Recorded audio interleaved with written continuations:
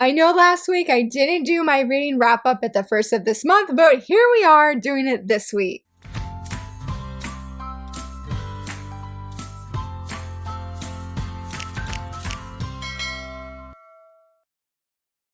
Hello friends, happy Friday, so very excited that you're here. I'm gushing and talking about the manga that I read in the month of August, and I actually read 36 volumes. Excuse me, I read 33. I knew I had to double check that, because I felt like I read a lot more than I thought I did. I try and roughly read like a manga a day, maybe not like one that day, but I don't know, I feel like 30 is like my average goal. And I was really excited that I met that, even though I really feel like I didn't. And I don't know if it's because I didn't get a lot of I didn't get any, I should say, of my September pre-orders early in the mail, so I wasn't reading volumes from a variety of series. Like this last month, I actually read a full series, and I'm like, when was the last time I did that? It was really, really nice because I feel like it's great to be able to read different volumes from different series, but then when you have that nice chunk of manga that you can just binge read, there's just not a feeling like that. Like, I really appreciate that feeling. So today I'm going to be talking about all of the manga that I read. Don't worry, no spoilers. Very excited. I know in the previous month, not August, but the month before that, I'm blanking on my months apparently this morning, but I did not read any digital manga, but last month I officially fixed that. I actually read 6 different digital titles, which was so very exciting. So let's go ahead and start with the digital manga. I surprisingly started a new series, but I have not gone back to read anymore since I started it, and that is You and I Are Polar Opposites. This is a manga title that is on the Manga Plus app. A friend at Beneath the Tangles, we were talking on the team, somebody had asked for a certain kind of recommendation, and she had mentioned this one that she's like, I wish this one would qualify for what they were looking for because it's really good. So I went and I checked it out. It was so good. I laughed so much, and I'm like, please, Viz Media, you need to publish this. It really goes along the same vein as like Shikimori's Not Just a Cutie, Komi Can't Communicate. There's another one that I'm blanking on, but I feel like they're really been into this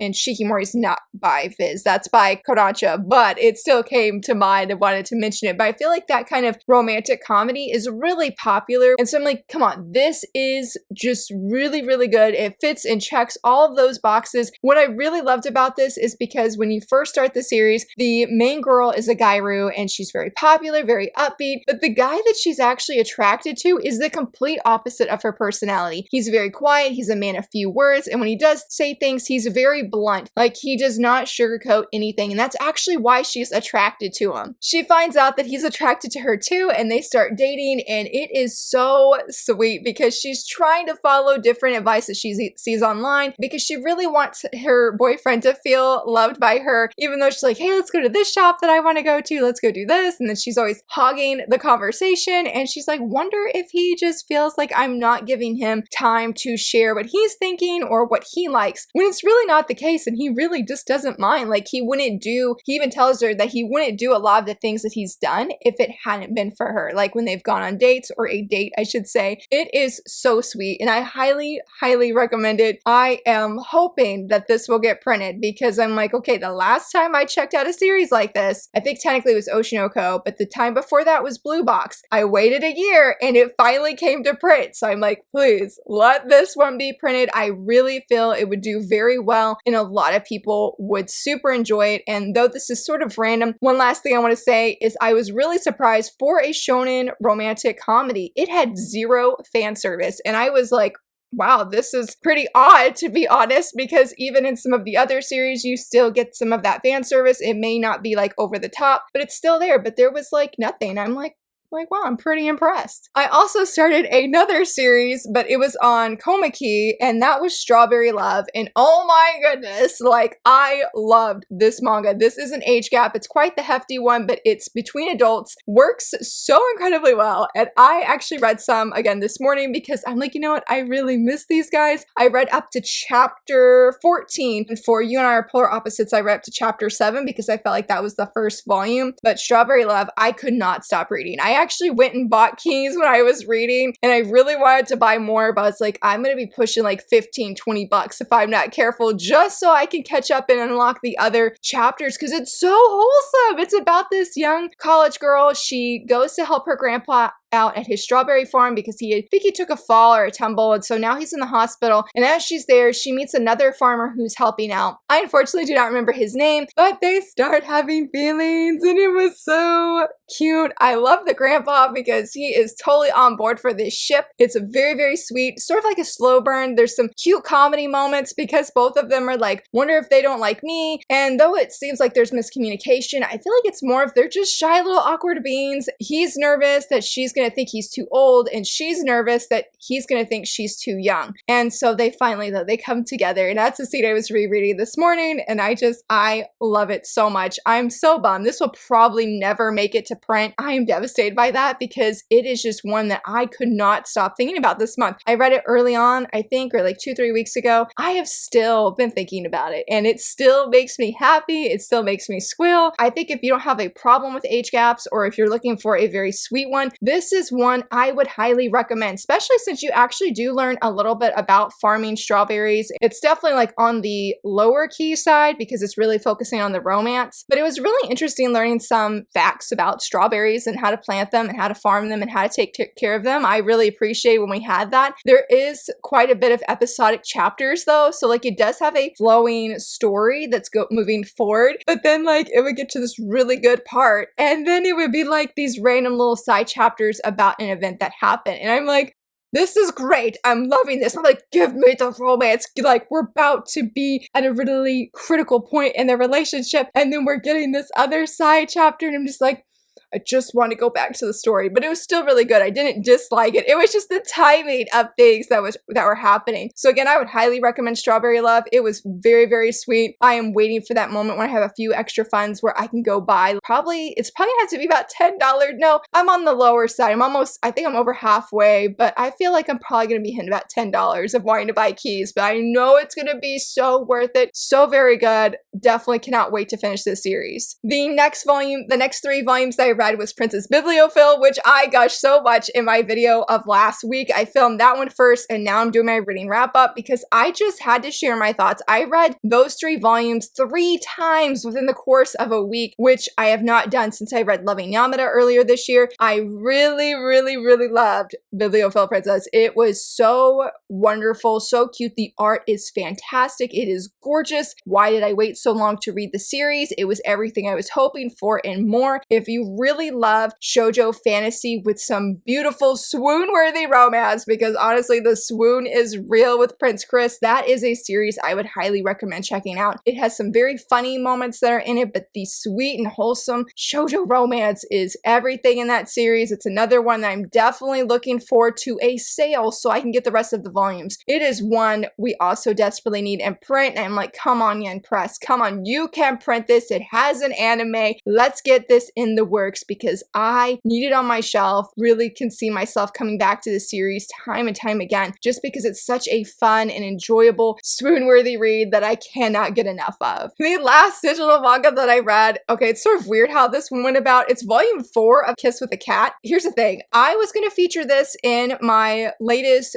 ABCs of Shoujo manga on Beneath the Tangles. Here's the link if you want to check it out. I did the letter K, and I was going to feature this one, but I decided to do a different manga in honor of Marg at Marg Reads Manga. Not going to say what it is. You have to go check out the video to go see what it is. So I did that one, but I kept thinking about A Kiss with a Cat because I know some friends who really, really love this. In fact, there's a pin maker who has a pin design so stunning. I absolutely love it that she's like, I'm going to pin this eventually because I love this series and this couple. So I was on Goodreads and I saw a friend had left reviews for it, and I was reading them. They had no spoilers, thankfully, and I was like, okay, like this sounds like my cup of tea. And then there was nothing at volume 4. I'm like, well, did she read it and not like it, or did she just not get to it yet? Because volume 3, she said what she was on like a little bit iffy about things. Well, a lot of people were saying for volume 4 that it had a lot of sexual tension, and I said, okay, I'm like, what exactly like are we talking about? Like, I knew that there wasn't anything really inappropriate in this series, but I decided, I'm like, you know what, I'm just gonna read volume 4 to see what everybody means, and then if I enjoy it, I'll go back and I'll buy the first 3 volumes. I know, really, really weird. I don't know why I did that. Well, those reviews were right. It had a lot of sexual tension, and it would be sort of like if Fruits Basket Basket, okay, if we had Toru and Kyo's relationship, where, because in A Kiss with a Cat, every time the girl kisses the guy, he turns into a cat. They live together, and so they want to get closer. They've started dating at this point, like talking, not about Fruits Basket, but I'm just saying, imagine sort of that parallel of them, but they want to be more intimate, and they're having the problem of anytime they are kissing or cuddling and getting intimate that, you know, he turns into a cat. There was definitely a lot of tension because he wants to take the next step, but they can't because of the whole cat situation. So they were sort of coming up with different ideas or ways where she could be more comfortable because, like the animals or the people in Fruits Basket, whenever they get hugged by the opposite sex and they turn back into a human after being an animal, they have no clothes. So I will just leave it at that. There wasn't anything necessarily like drastic in the volume, but I don't think I'm going to continue this series, even though I really, really like the main characters. But I'm like, this is a little bit too much for me. Like, I need Fruits Basket kind of cuteness, not this. Even though they're high schoolers in A Kiss with a Cat, it still was just a little bit too much for me. Let's go into the physical volumes. Now, I'm going to go ahead and feature this one because I gave it to a friend, and I did read all of Perfect World volumes, what, 1 through 11 or 12. Whew, that was an emotional roller coaster. I love the first few volumes. I think it was like volumes 1 through 4. Could not put it down. And then some things happen, and then a whole bunch of drama happens in the middle. It was really upsetting because I love the characters, and it really shows, and I think I even put it in one of my reviews on Goodreads, like, you need to care about your own happiness. You need to think of yourself, like, there's nothing wrong getting advice and such, but when you have a desire to be with somebody or to do something and everybody's just telling you no because you seem unhappy, but just because you're going through a rough time doesn't mean that you're so unhappy with this person or doing this thing. You need to think about you. And if our main girl would have done that, she would have been 10 times happier and we would have not had that messy drama. And I'm like, it was so messy. I almost dropped the series because I was just literally on the verge. I'm like, I am about to pull out my hair. And I mean that by no exaggeration because I was just so upset at the decisions that were being made. It wasn't like they were not understandable or like it was far-fetched, but I just felt like they were hurting, especially our main girl. I feel like she was not being true to herself. She was hurting herself with her actions. They weren't even bad actions. She was seeing somebody else, but it's obvious that she still has feelings for the main guy. And so I was just like, I can't handle this. And then Izuki, he got his own things going on. But I will say that the ending more than made up for the drama that happens in the middle, especially that final volume. It was so emotionally moving, and I'm bummed that I actually sent my series to my friend so quickly because I wish originally I read the series and I really didn't know what I wanted to say. I think I was still reeling from everything. And then like 2 days later, I was like, you know, I have a lot of thoughts that I want to say, but I'm like, I don't have the series. I mean, I technically could still do a review, but I would like to have those physical volumes to refresh myself on some things, especially with the middle, because there were some parts I'm like, I just got to flip ahead just so I just do not go crazy right now. But it was an incredibly impactful series. And I think if you don't mind the drama or you can brace yourself for it, this is one I would read. I feel like there was a lot of important conversations and eye-opening conversations concerning disability, how people view people that have disabilities, and really just the struggles that may happen in a relationship with someone who has a disability. That was very, very eye-opening in those last few volumes, and it was very heartbreaking at the same time. I'm so glad that this couple got a happy ending though, because if they did not, I would have been very, very angry. I would have been very angry. So I'm very glad that I read it, and I appreciate everybody who recommended this series to me because it was one that last year I started making a goal of trying to get a volume here and there, and then I don't know why, like this past month, apparently so many of us were like, you know, we're just gonna read Perfect World because I started reading it, and I literally saw like 3 to 4 other people who were like, oh yeah, I'm reading it too. I'm like, oh my goodness, like we all just started reading it. So it was a great series. Again, I loved the ending. It was very, very emotionally moving and definitely cried in that final volume. And now we're on to the actual physical titles I have in my hand right now. I finally read that I knew that I had to read first is Run Your New Legs Volume 5. I bet he read this with a friend, and this ending was everything I was hoping for. If you were looking for a short sports manga series, this is one I would highly recommend. It's only 5 volumes. There's a lot of great layers, a lot of great humor, and really just great conversations. I very much enjoyed this. I never imagined, though, that like COVID would strike in fiction and how it would affect our main characters, but it actually was very moving seeing that. At first, it was very jolting. I'm not even going to deny that, but I really enjoyed just how this story unfolded. It was so well done and very impactful. Me and my friend both said that there was one thing we wanted to see wrapped up by the end of this series. We were bummed because volume 4 didn't show any signs of getting that, but volume 5 cleared all of that up. It addressed it, and it was so very powerful, so very good. Can't wait to come back to the series to reread it again. I read another sports series or sports volume, but it's a lot different, and that is The Boxer. Oh my goodness, there was a lot of feelings when I read this. Secondhand embarrassment was a thing though. Like, that was the most strongest secondhand embarrassment I've ever felt for a character. This guy did not disappoint. I have been very curious about him in the previous volumes, but he sort of freaked me out in this volume. It definitely got very dark and it got pretty gritty. After I finished it, I was like, I really enjoy this, but I'm like, can I keep going with this series? Because I'm like, I thought that we had less blood, and we did. We had less blood, but it's more darker than it was in the previous volumes. But the ending was such a cliffhanger, and I really want to see what is going to happen. There was actually even some humor in this volume, which if you've read The Boxer, there's like zero humor in this series at all. But this volume, it had one little scene that was really, really sweet. I was happy to see that we learned more about you, our main character, and the art is just fabulous. I love these pages like this. That's you right there. I'm glad that we got to see a little bit more to his head. Still not a whole bunch, but he is such an engaging and interesting character. The fights just keep getting more and more intense because he's meeting fighters that he can fully just go all out and doesn't have to worry about injuring that other wrestler or that other boxer, excuse me. He doesn't have to worry about any of that. And so things have really amped up by the end. So I'm going to give volume 4. I'm going to read it because I do want to know, and I feel like I'm okay now. Just things were, this character, he was not what I expected, even though he was like low-key a favorite for me. And I'm like, you're sort of freaking me out a little bit, but it's very good. Definitely recommend if you want a dark and gritty sports series, this is definitely one I would recommend checking out. This was so cute. My friend Kawaii Heart inspired me to pick this up, and that is Saint No, I'm Just a Passing Beast Tamer, the Invincible Saint in the Quest for Fluff. This was so much fun. I laughed so much. I had a joy of a time reading this. I don't think there was a moment, except for maybe like rare, like 1% to 2% of this manga, where I was not smiling. Her quest for the fluff is amazing and so much fun. It is a wonderful, wonderful story. And I'm like, why did I not look more into this? Because I am loving right now. We're getting these anime. It's all about the fluff. Like she says, pet the fluff. And it's all about that. It's all about these super cute animals and them interacting with the main characters. And I'm here for it. I am here for this trend right now. I'm like, these anime we're getting, this doesn't have an anime, but I'm like the anime like Fluffy Paradise and My Boss Is So Goofy, I think is the name of that one. We better get those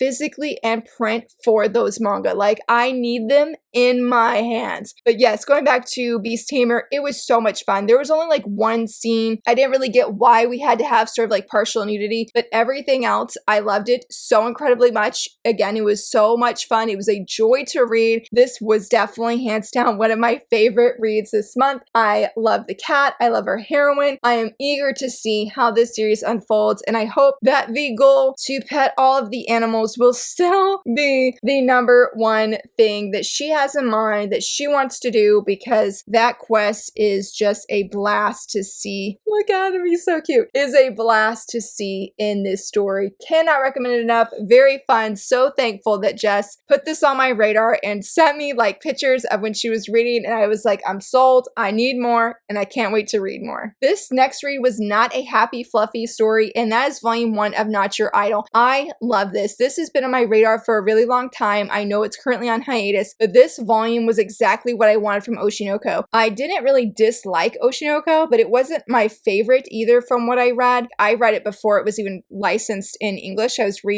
physically licensed. I was reading it on the Manga Plus app. I didn't continue with it for whatever reason, but this was so good. The conversations that were talked about and the things that come up and her story, our main girl, really hard-hitting, and I am already or I have already ordered volume 2. Very excited for it to come in the mail. Again, I know it's on hiatus, but I still think if you are looking for a story, it talks about idols and it talks about the repercussions of what other people's actions and how it's affected them, and especially when it comes to their mental health, this is a really good one to check out. I'm very curious about the suspense and the mystery that's unfolding and hoping everything is going to be okay. I don't think everything's going to be okay in volume 2, but I am still hoping for that, and I'm so glad that I finally picked this up. Going back to the fluffy wholesomeness, I read volume 3 of Honey Lemon Soda. I really enjoyed this volume. It did not have as much romance as I anticipated, but I will say our main boy here, he's out the doghouse because I was really upset with him at the end of volume 2, and I'm like, why is nobody talking about this? But it was addressed in volume 3. He's good, very happy, really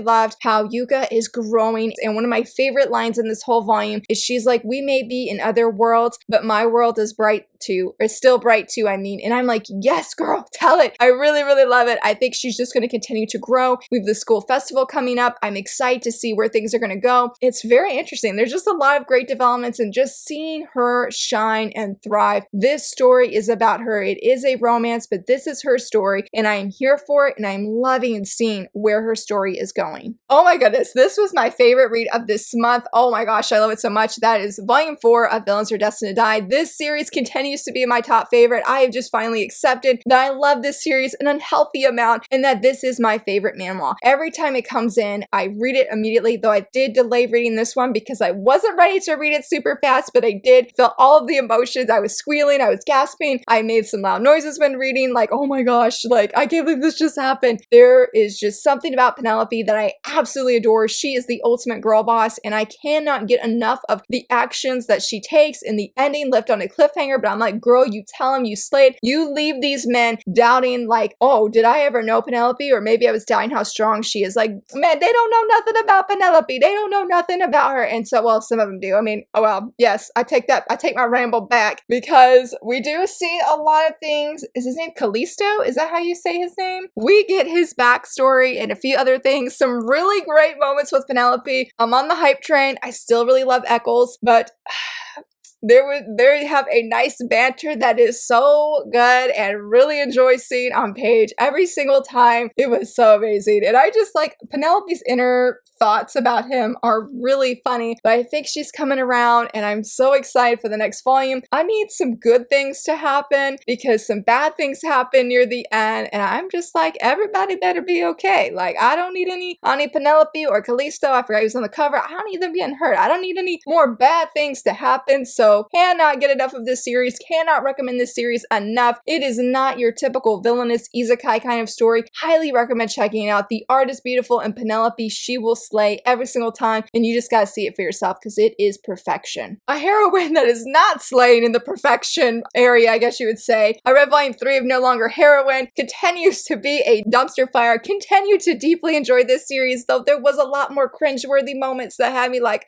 Hattori, like, your actions here, like, they're just not that good, and you're influencing other people at this point. But despite that, despite knowing what I know about different things that are happening, I felt some swoon-worthiness. I was really excited about a certain development, even though I'm like, Laura, you should not be excited for this. You know what's going on. You know things, you know? But no, I still got really happy about it. Very much looking forward to volume 4. Very happy to see some of my friends on Instagram who are loving this series. Like, yes, if you need a hot dumpster fire of a manga, No Longer Heroine is your shoujo manga that you need to check out. Nobody makes good decisions. Nobody's super likable except for the best friend. What's her name? Nakajima, the fool or something like that? Oh man, I love her. She's the only one that be saying sense up in the manga, and I can't even find her, but she did say something at the end. Well, I did find her, but I don't want to show any spoilers. She's a good character. She's got a good head on her shoulders, unlike everybody else. So I'm very curious though to see where things are going to go in volume 4. I need answers, and to see what is Hattori going to do from here, because she even tells Rita, I think he says, am I not making a good decision here? And she's like, it's okay. She's like, I will encourage you to keep making bad decisions. And she really does. She really does. So that's just to give you an idea of where this series is going. I can't wait to see where things are going to go and see what more bad decisions they're going to make. Oh my goodness, this was one of my favorite reads this month too, and that is Mr. Villain's Day Off. This was everything I was hoping for. If you love Play It Cool guys, or you love pandas, this manga is for you. Do not sleep on this manga. It is so much like Play It Cool guys. It's just you don't have all the different guys, but you have one villain, but the way it's so similar is it's very episodic. There's a lot of great comedy, a lot of great art, and the volumes are so thin. Why are they so thin? I was so bummed and crestfallen when this ended. Let me see if I can find a quote. Like, look how cool he is. Like, there are so many awesome scenes, panels of him that I was just like, he's so cool. And he is. He's a very fun villain. I love how he loves pandas. I will just say in a nutshell, what this volume is about is that if Mr. Villain here, should he take over the world and gets rid of all the humans, it's going to be pandas that take over the world. But should the humans alive, it's going to be because the pandas' cuteness is what saved the day.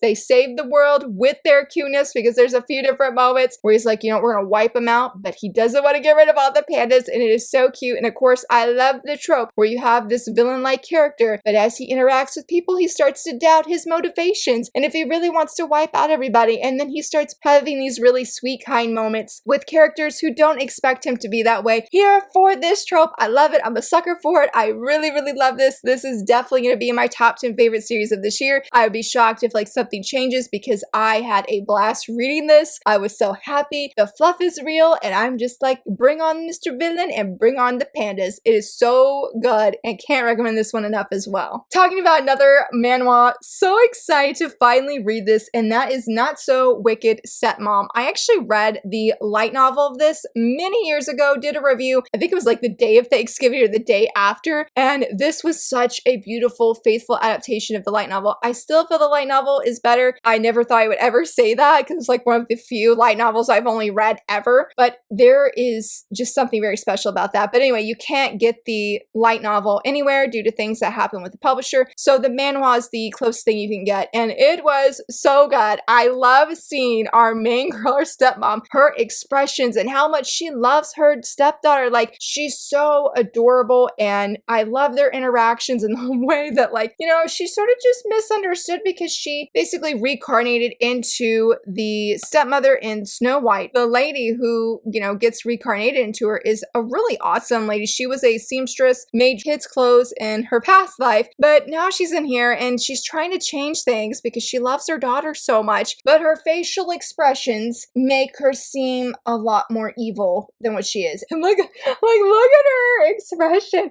Like, she just looks super sus, you know what I mean? Because of her previous reputation and the things that she was doing to get attention, her reputation isn't good at all. So she's really got to work on that, and I really loved how just things are moving forward. One of my favorite characters from the light novel showed up, and he's so great. I really enjoyed seeing that. I had to remember because the prince here, or the king, oh my gosh, his choices. I was like, I'm so angry at you and how you're acting. But I'm like, I gotta remember he has a really great backstory, and I started slowly seeing that, like it's slowly unfolding as we get near the end of this first volume. And I'm like, okay, reel in that anger, because things are gonna be getting even better. I really loved it. If you are looking for a very sweet story with a historical vibe where just this mother loves her daughter and she just wants her to be happy, and she wants to dress her up in all of the cutest of dresses, and she wants to give her all of the candy. It is so good. Of course, since we're in a castle, or, you know, there's some politics that are going on, things are not all what they seem. There's also some magical stuff that's thrown in. It is very good. Definitely would recommend this as well. I actually need to reread it because I felt like the first time I read it, I felt like I read it really fast because I was totally sucked into this world. Being with these characters again was very, very exciting for me, and cannot wait to see what these characters are going to do next, because some of the decisions or some of the things that unfolded, I'm like, I sort of forgot that happened. So that has been exciting for me, revisiting this story with sort of like a fresh, not as strong memory as I had when I first read the light novel. This was the contender for my favorite read this month, and that is Last Game. I read volume 1 and I read volume 2. And the reason I say that is because I did originally try this when it first came out. I could not get into it. I don't know what it is, and all my friends were like, it's so good, it's so good, it's so good. And then finally I saw ProfOtaku. I don't know why it was him, and one of my brain just latched onto. I was like, you know, I need to try it again. But I went to Second and Charles, picked this up, full price of all things, but it was 100% worth it. I don't know if it was just the time that I tried it, but I loved this. I laughed so much. I was gonna say it was my favorite read of this month just because of how surprised I was and how funny the humor is. It really took me aback that I enjoyed it so much, and I was so excited that volume 2 came this month because I read volume 1 at the beginning of the month, and then I read volume 2 near the end of the month, but this series quickly skyrocketed to the top 10 series that I need to make sure I'm pre-ordering because I had a blast. I mean, I laughed so much. Volume 2 was just as good as Volume 1. It was really nice having like a male perspective, and it's sort of like a, not rivals, but academic student rivalry kind of thing. I don't think I said that really well, but there is like a rivalry, but they're not, that's what I'm trying to say. I'm saying it. It's not enemies to lovers, it's rivals to lovers. But she doesn't even realize that he likes her. Like, she's just sort of in her own little world a little bit. Volume 2 made it very satisfying because the ending of Volume 1, like not the short stories or the bonus chapters, but the actual ending, perfection. One of my favorite endings I've ever read recently. Like, it was phenomenal. Perfect way to wrap up the story, at least for Volume 1, because I believe this, she said it was going to be a one-shot, but then it was so popular it kept going. And so seeing that thing that happens at the end of Volume 1, seeing it starting to slowly unfold in this second volume was everything. It was so good. If you're looking for a really fun romantic comedy where they have sort of, they're like childhood friends in a way because they've been together since like, I think it was like 3rd grade. Now in Volume 2, they are in college, and it's been really, really satisfying and seeing different things come up and seeing him get so upset because he is head over heels for her. And that was what was so funny, is because in Volume 1, he keeps losing to her in everything. Any academic thing, he is just losing. And he's like, you know what? I'm gonna make her fall in love with me, and then I'm gonna break up with her and break her heart, and then I'll be the ultimate winner. But he starts falling in love with her instead, and he's like, who's sort of like the loser here, but he's trying to make her aware of her feelings and, you know, hope that she actually loves him. It is so good. It was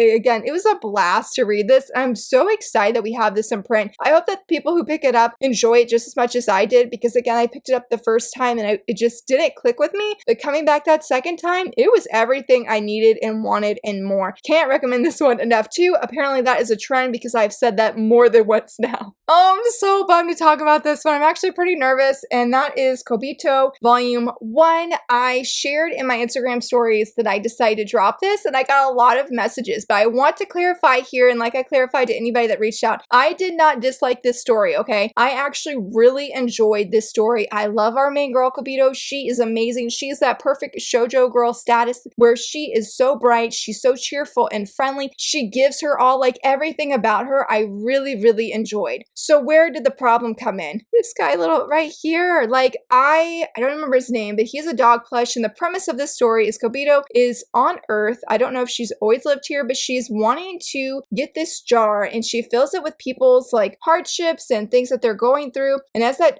and she has to make them happier and feel better. And so as this jar is filling up, when it's all the way full, she can have her wish granted. Whatever her wish is, it comes true. But the thing is, she has to pass these tests that he gives her, and usually they're all about common sense. And Kobito is not the brightest of heroines. I don't think she's stupid though, and that leads into, he was so mean. I thought he was more of a Tundra character. That's what I thought going in. He's not. He's just plain rude. He calls her these bad names. He calls her stupid all the time. And I got really, really upset, okay? Like, I was like, you cannot treat such a bright and beautiful young woman like this. Maybe no, she's not the brightest character, and there's things that she could improve on. But I'm like, how dare you call her stupid because she's not doing things the way you expect her to do? I'm like, she's putting thought behind her actions. And even if some of them, I'm like, Kobito, like, you know, don't do everything you see on TV, because a lot of what she learned apparently has been from TV and like magazines and manga and such. But again, I just felt like he didn't have a right to just throw these fireballs at her and completely just degrade her. I really was struggling. Like, it was very much on a mental level deeply bothering me, because I was just like, you can't do this. You can't do this. You can't do this. You can't do this. There were a few adult moments in this, and sort of what pushed me over that I'm like, I just don't have the heart to continue this. If there's booze or sake involved, then he's really happy, okay? And Kobito, she is having to learn about, her test was about the cherry blossom viewing, and she goes to a party, or she finds a spot, and suddenly these adults just rope her in. They're totally drunk, and he's like, oh, this is fine, you're passing your test, because, you know, that's what happens at these things, so I'm just gonna get some booze. Good job, Kobito. What?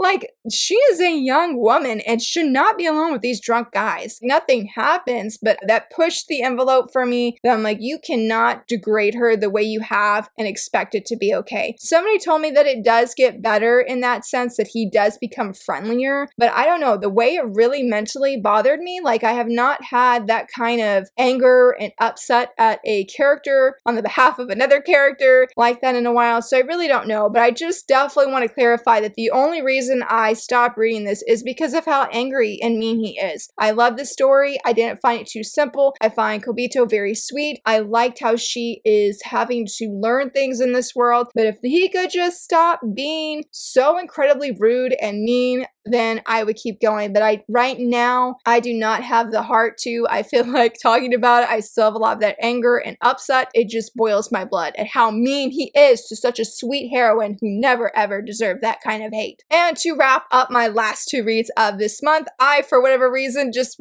decide to start it, and that is The Saint's Magic Power is Omnipotent. I read volume 1 and volume 2, and oh my goodness, this is so good. A friend of mine recommended this to me, and she said if you like Savior's Book Cafe, which the funny thing was, I was going to start that first, then start this, but I did the reverse for whatever reason. She's like, then you'll like this. It has been amazing. I definitely agree. I feel like if Snow White with the red hair had a baby with Savior's Book Cafe, The Saint's Magic Power is Omnipotent is what would be the result. The romance is slow burn, but oh my goodness, I love these two. I'm shipping them so hardcore. I already went and looked on Etsy and other websites. Where is the merch? Give me the merch. Oh my goodness, I really enjoy it. The thing is, I would say if you did not super enjoy the arc with the glowing rocks and stuff with the red hair, I don't know how much you will love this, because it has all of that and then a super slow burn like Yona of the Dawn, where like you were just eating and waiting for any kind of crumb to be given when it comes to the romance. But I love seeing Sei, our main lady. She is, I think, in her mid-20s. She has been summoned to this other world as a saint to use her powers to stop the monsters that are sort of trying to overtake this world. But the thing is, there was another lady that was summoned with her, and the prince doesn't even acknowledge our main lady here and just has eyes for the other lady. And so it's her story of being in this world, of how she is starting to learn and pursue her passions of like medical herbs. As she's at this research institute, she's growing her magical abilities. She's meeting Sir Albert and she's totally falling in love with him, but she's so awkward and embarrassed and her expressions are gold. She's like, I think my heart's about to give out because of his handsomeness. And I'm like, girl, you're so funny. I absolutely love her for it. She's so sweet, and it's so obvious that she is the saint. Like the way that she cares for people has been very inspiring and very admirable. It definitely makes her one of those favorite heroines that's easy to cheer for, and I've really enjoyed seeing her thrive in this world, and how there have been comparisons where she talks about where she worked and how she was treated and how she works here, and how her boss encourages her to take breaks and take it easy and, you know, really think of her mental well-being and her overall health. Like that's really cool to see those kind of parallels, though they're, you know, very opposite parallels, but how she's just being treated so much better in this world. And her and Albert, that ship needs to sail ASAP. I mean, I know that this isn't necessarily a romantic fantasy, but I'm here for it. And we have one of the most sweetest scenes in this volume. And I'm like, I need it. I need more of it. I really enjoyed it. But I am loving the scientific aspect of things and how she's just able to really pursue these skills of growing and have loved all the characters. It has been such an enjoyable read. I'm hoping next week to have a review on it because I need more people to read about this and gush with me. And then hopefully people can be like, hey, I know where you can get some merch because I need some merch. And that, my friends, wraps up all the manga that I read last month. I feel like there were so many favorites and it was really hard to say like this one is just my favorite because so many good ones. But I would love to hear from you, friends. What are some of your favorite titles that you read last month, or favorite volume, series, manga, books? I would love to hear from you. And if you enjoyed this video, please give it a thumbs up and subscribe. And thank you so much for watching. Bye!